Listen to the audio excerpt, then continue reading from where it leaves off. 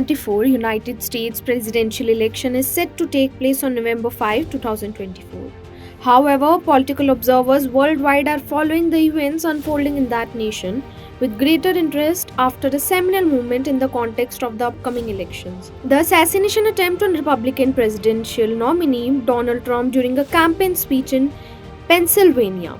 Video clips have captured those defining moments after a bullet pierced Trump's upper right ear. They show Trump with blood on his face raising his fist and saying, "Fight," thrice while Secret Service agents are escorting him away from the stage. These clips and photos with Trump's raised fist and the American flag in the background won't be erased from the nation's memory soon, perhaps ever. Will the unfortunate incident benefit Trump in political terms? It certainly will. Although many Trump haters will point out that much else will happen between now and November, which is 4 months away, the other question they will inevitably raise is, why did Thomas Matthew Crew, 20-year-old home aide, attempt to assassinate Trump by using AR-style 556 rifle that was reportedly his father's? Well, Crooks is dead. The limited information about the man with no apparent motive is that he was a registered Republican who ironically donated $15 to Act Blue, the Democratic Allied organization. A good student during his school days, it has been reported that he was a loner who was regularly bullied back then. He was noticed for his preference for hunting outfits in school, and he chose to wear a Demolition Ranch t-shirt on the day of the attempt. The Demolition Ranch is a YouTube channel for gun lovers with over 11 million subscribers.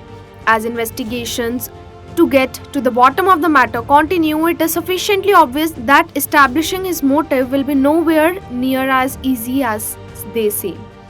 Doing the same in the case of John Hinckley Jr., who attempted to assassinate former President Ronald Reagan in 1981 because he wanted to impress actress Jodie Foster. Incidentally, Hinckley Jr., who was unconditionally released in 2022, plays the guitar and sings songs on his YouTube channel. Such bizarre things can only happen in US. It does seem that Crooks was a politically confused man who felt he was out of place in society. He reportedly wanted to join the school rifle team but failed. However, his choice of Demolition Ranch t-shirt indicates his interest in firearms. Is it possible that Crooks tried to end Trump's life after listening to the shrill cries of Trump's hostile Democrat critics, both famous and non-famous, who have been baying for his blood? Without a shade of doubt, it certainly is. US Senator James David Vance of Ohio, nominated as Trump's running mate, stated in his X post, "Today is not just some isolated incident. The central premise of the Biden campaign is that President Donald Trump is an authoritarian fascist who must be stopped at all costs." That rhetoric led directly to President Trump's attempted assassination. This convincing line of thought has strengthened Trump's case for sure.